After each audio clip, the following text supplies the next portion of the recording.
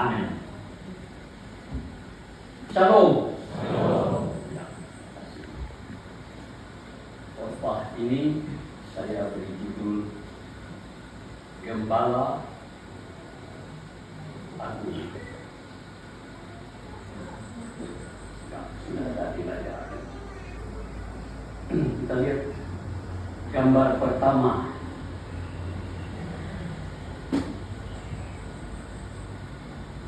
Ya, luar biasa. Penyelamatannya dramatis, Bapak Ibu. Satu domba terperosok ke dalam jurang, hanya menunggu waktu dia terperosok ke bawah dan binasa mati.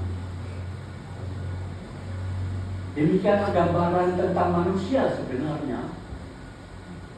Ketika dosa membelenggu, memperbudak hidupnya, ibarat domba itu terperosok. Hanya satu jalan. Cuma ada gembala yang turun mengulurkan tangannya supaya domba selamat. Tidak ada jalan lain. Dan itulah gembala agung Yesus Kristus. Ayat 11 tadi dikatakan, Akulah gembala yang baik. Gembala yang baik memberikan nyawanya bagi domba-dombanya. 14 kalimat pertama, Akulah gembala yang baik. 15 kalimat terakhir, Aku memberikan nyawaku bagi domba-dombaku. Kita merenungkan bacaan kita ini dalam ayat dan tema kita, Gembala Agung. Yang pertama, iblis mengintai. Bapak Ibu Saudara-saudara dikasih oleh Tuhan Yesus Kristus, domba itu binatang yang hidupnya berkelompok, berada di dalam kawanannya.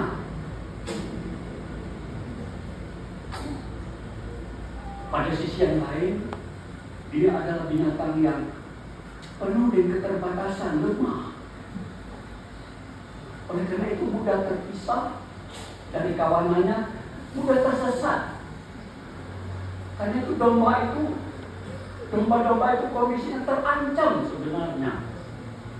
Kenapa? Karena sekitarnya banyak predator yang mengintai dan siap memangsanya. Ada juga pencuri perampok yang mengintai, siap untuk mencuri. Tetapi domba juga ada yang domba yang binal dan nakal, yang keluar dengan sendirinya dari kawanannya, berjalan sendiri, karena itu tersesat, karena keluar dari kawanannya, terancam hidupnya oleh serigala-serigala predator yang akan memangsanya. Yesus gembala yang baik, gembala agung, memelihara domba-dombanya, memberi mereka makan.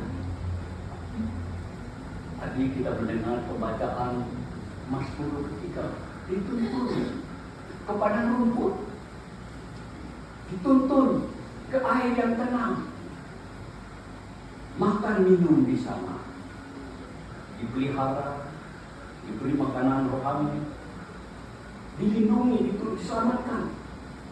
Predator dihalaunya, pencuri dihalaunya. Demikian juga lah umat Tuhan, jemaat Tuhan, ibarat domba sebenarnya juga memiliki keterbatasan, kelemahan. Katanya manusia tidak ada yang sempurna. No one perfect. Di depan istri saya ini penuh kelemahan. Istri saya juga di depan saya, karena itu sering bertengkar di rumah. Katanya bunga di taman orang itu lebih cantik bunga di taman sendiri. Betul ibu-ibu ya? Tidak betul. Bapak Ibu saudara dikasih oleh Tuhan Yesus Kristus. Domba mudah tersesat, mudah tergoda, tegar tengkuk juga. Itulah juga manusia. Dalam keadaan seperti itu, maka bagaimana iblis? Di dalam 1 Petrus pasal yang kelima dikatakan begini Bapak Ibu, ayat 8. 1 Petrus pasal 5 ayat 8. Sadarlah dan berjaga-jagalah. Lawanmu si iblis berjalan keliling sama seperti singa mengaum-aum dan mencari orang yang dapat ditelanya. Lawanlah dia dengan iman yang teguh. Keliling. Untuk apa? Mencari. Siapa lengah, siapa yang lalai. Ditelannya, ditelan. Menjadi mangsa. Tetapi manusia diberi janji oleh Tuhan. Kalau dia punya iman, dia mampu melawan. Dia kuat melawannya. Dia dapat bertahan. Karena pertolongan Tuhan. Allah Gembala yang baik. Yesus Kristus Gembala yang adil. Bapak Ibu saudara-saudara dikasih oleh Tuhan Yesus Kristus, bila hal pertama ini kita hubungkan dalam hidup kita bagaimana? Kita lihat gambar pertama. Mungkin asing gambar ini bagi kita ya. Ada peti mati. Di belakangnya ada api. Ada lorong, ada api. Ini namanya krematorium. Tempat pembakaran mayat, pembakaran orang mati. Tempat kremasi. Saya tidak tahu di tempat saya sudah ada nggak kremasi? Ada ya? Enggak ada ya? Di Banjarmasin di Anggam gitu ya, kilometer 20 gitu ya. Sudah ada warga GKN di kremasi ke sana. Ya. Saya dengan Pak Ferdinand Simanjuntak ngobrol-ngobrol. Nanti kalau aku meninggal, aku mau dikremasi aja. Pak Ferdinand Simanjuntak juga katanya, ya saya juga, cuma anak-anak saya jauh. Jadi siapa yang mau kubur saya? Mereka jauh dan ada di Banjarmasin. Bapak Ibu, anak kami yang kedua meninggal dunia dikremasi. Kremasi. Bapak Ibu, kematian itu adalah masa yang paling gelap bagi seseorang. Ketika ibu saya meninggal dunia, saya menangis. Ketika ayah meninggal dunia, itu menangis juga. Ketika ibu mertua meninggal dunia, menangis. Ditahan di dalam hati. Ketika anak kami meninggal, itu gelap sekali. Ini nggak jalan. Seperti orang bodoh saya. Sehingga masih kecil, rela sekali. Istri ada di kursi roda karena barusan operasi 3 hari yang lalu. Operasi sesar. Anak yang lahir tidak sehat dan meninggal. Lalu ada teman berbisik melalui teman guru. Usul kepada Pak Tulus supaya dikremasi. Oh ya silakan. Bapak Ibu, dalam masa yang paling gelap dalam hidup saya, untung ada guru-guru dari sekolah datang, teman-teman dari gereja datang.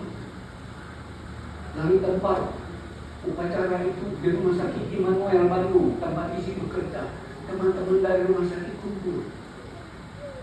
Saya seperti orang bodoh. Istri tidak bisa apa-apa. Akhirnya upacara kremasi itu berjalan. Kenapa? Semua orang-orang yang menolong. Saya diam aja. Orang bodoh. Gelap. Karena itu Bapak Ibu begini. Dalam masa-masa hidup manusia, apa yang perlu dikembangkan oleh manusia? Yang pertama adalah mendengar suara gembala. Yesus Gembala yang agung. Masih mendengar dia. supaya bisa bertahan. Yang kedua, berlindung pada gembala agung, sebab dia akan. Yang ketiga, hindari keluar dari kawanan domba, persekutuan itu. Sebab Bapak di dalam persekutuan itulah domba-domba dikuatkan. Dalam lingkup kebersamaan dan persekutuan itulah seseorang ketika mengalami kegelapan dalam hidupnya, dia dikuatkan. Nasihat dari Ibrani Bapak Ibu pasal 10 ayat yang ke-25 berbunyi begini. Ibrani pasal 10 ayat 25. Janganlah kita menjauhkan diri dari pertemuan-pertemuan ibadah kita. Janganlah kita menjauhkan diri dari pertemuan-pertemuan ibadah. Kenapa? Kekuatan kita ada di situ. Kemampuan kita ada di situ. Tuhan memakai persekutuan. Tuhan memakai warga jemaat untuk menopang kita, untuk menolong kita supaya kita kuat. Ketika kita tidak bisa ketika kita tidak berdaya apa-apa, ketika kita tidak mampu bertahan, ada orang-orang yang diutus Tuhan untuk menolong kita.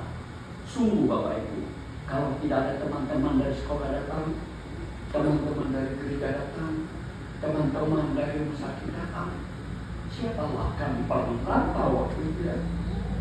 Orang rantau di Bandung ya. Keluarga tidak ada. Ada keluarga tapi mereka muslim. Mereka berdatang malamnya ke rumah sakit. Karena itu kita mengingati Ibrani tadi. Janganlah kita menjauhkan diri dari pertemuan-pertemuan kita, supaya kita dikuatkan dan dimampukan di dalam kehidupan kita. Gembala yang bina, dan maka kadang-kadang dia keluar, kadang-kadang dia tersesat, kadang-kadang dia terjerumus. Tetapi gembala agung Yesus Kristus datang menolong dan menyelamatkan, atau mengutus orang-orang untuk mencari dan mendapatkan, sehingga membawa dia kembali ke dalam persekutuan. Itu yang pertama Bapak Ibu. Yang kedua adalah jiwa berkorban. Orang percaya diibaratkan oleh Yesus sebagai dombanya. Hidupnya terancam oleh predator-predator yang siap menyerang dan menerkamnya. Ada gembala-gembala, tetapi gembala upahan yang hanya memanfaatkannya saja, yang hanya menggunakannya saja untuk kepentingannya. Ada pencuri-pencuri yang siap untuk mencurinya. Menghadapi tantangan-tantangan seperti itu, maka domba sebetulnya adalah mengikuti gembalanya. Tadi di dalam Mazmur tidak dikatakan domba-domba itu mengikuti gembalanya, dituntun ke jalan yang benar supaya tidak tersesat. Bapak Ibu Saudara, lingkungan terbaik bagi domba adalah lingkungan kawanannya, lingkungan persekutuannya, karena di sanalah dia aman dalam lingkungan teman-temannya, lingkungan persekutuannya. Sayang memang bahwa domba-domba ada yang nakal, domba-domba ada yang bina, ingin jalan sendiri sehingga tersesat dan terperosok ke dalam jurang pergumulan-pergumulannya. Tetapi gembala agung apa? Ayat yang ke-11 tadi dikatakan, akulah gembala yang baik. Gembala yang baik memberikan nyawanya bagi domba-dombanya. Ayat yang ke-14, akulah gembala yang baik. Ayat yang ke-15, aku memberikan nyawaku bagi domba-dombaku. Ada 5 hal dari bacaan kita tentang gembala agung. Yang pertama, ia mengenal tiap domba-dombanya. Dia tahu persis pergumulan domba-dombanya. Yang kedua, dia melindungi domba-dombanya. Dia memelihara domba-dombanya. Yang ketiga, dia membela domba-dombanya. Dia menolong domba-dombanya. Yang keempat, dia memberikan nyawanya untuk menyelamatkan domba-dombanya.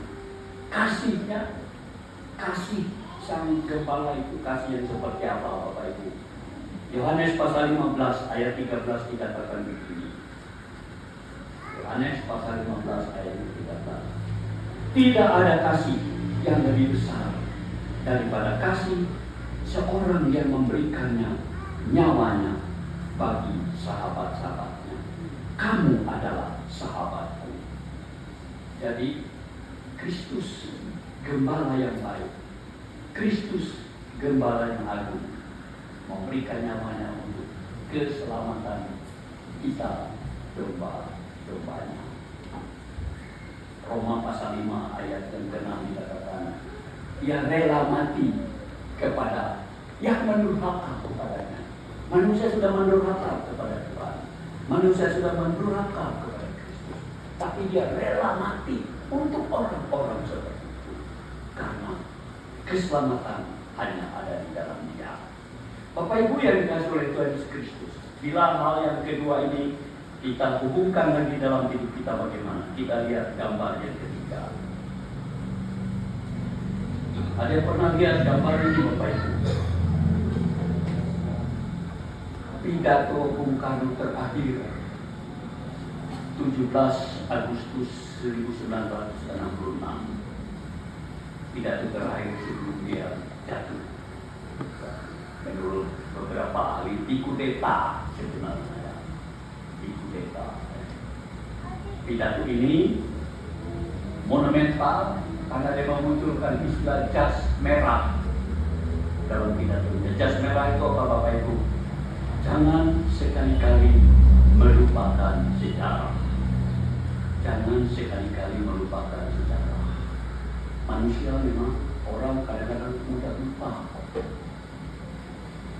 sejarah hidupnya, sejarah orang-orang yang berjasa, sejarah orang-orang yang berjuang bagi kehidupannya. Kadang-kadang manusia. Ada cerita Bapak Ibu dari negeri antah berantah. Ada 5 bersaudara, kakak tertua, selesai sekolah, bertekad membiayai 4 adik-adiknya supaya jadi orang. Orang tua sudah tidak ada. Setelah dia bekerja, selesai sekolah, berjuang habis semua, komitmen hebat. Adik pertama selesai sekolah, jadi orang.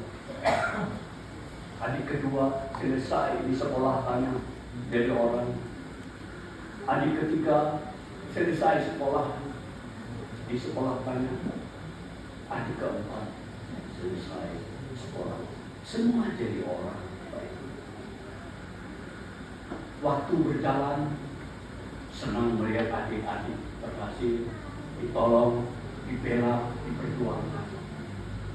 Tetapi menjelang akhir hayat, kisah begitu terbalik. Badannya menjadi sangat kurus. Nah, rupanya 4 adik-adiknya orang memperhatikan jasa dan perjuangan kakak. Ketika kakak jatuh sakit, tidak seorang pun melawan. Ketika kakak semakin sakit, tidak seorang pun datang untuk membantu. Kakak semakin sedih, semakin kurus memikirkan kelakuan adik-adiknya yang dia perjuangkan dengan menjadi orang.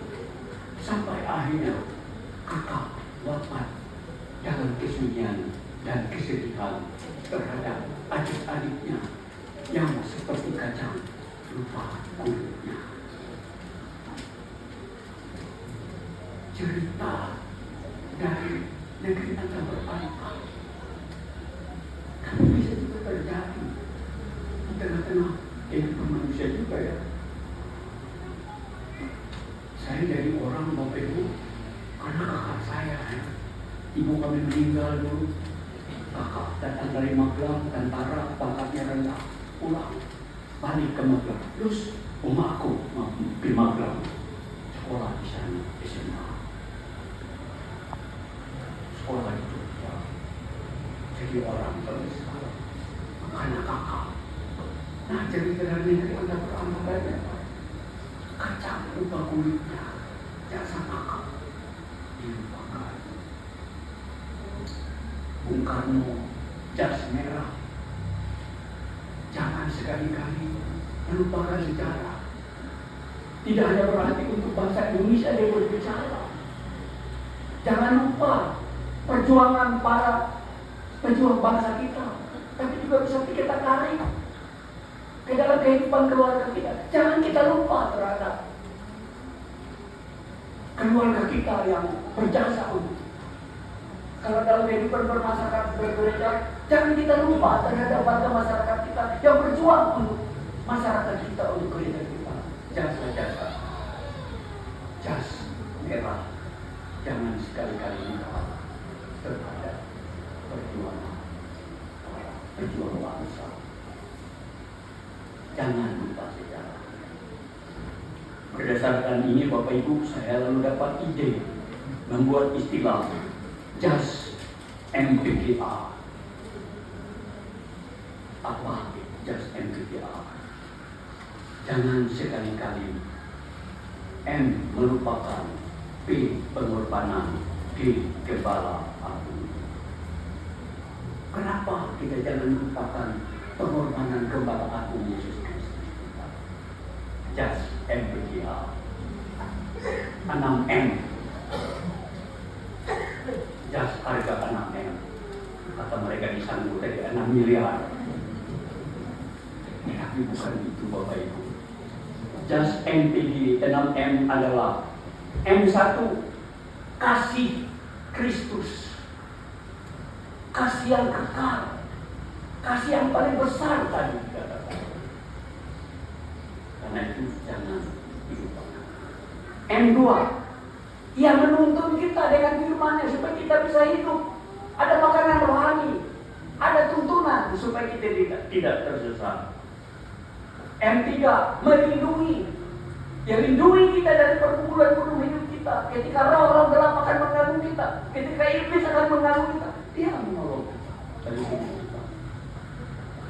M4, dia membela kita. Kayak kita bertarung di dalam hidup kita, bergumul dalam hidup kita, ia menjadi pembela kita yang sejati. M5, dia menyelamatkan kita. Ketika jatuh oleh belenggu dosa, oleh kuasa dosa, seperti domba tadi terperosok ke dalam jurang, ia turun untuk meraih, mengangkat dan menyelamatkan. Dengan cara apa?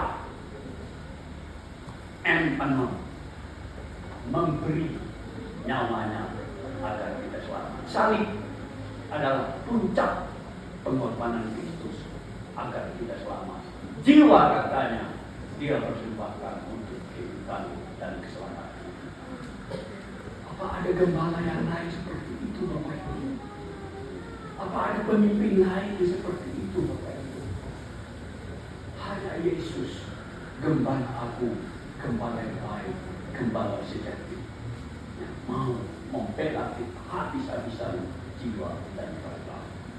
Karena itu jas MPG, jas MPG. Jangan sekali-kali melupakan pengorbanan Kepala Agung Yesus Kristus. Amin.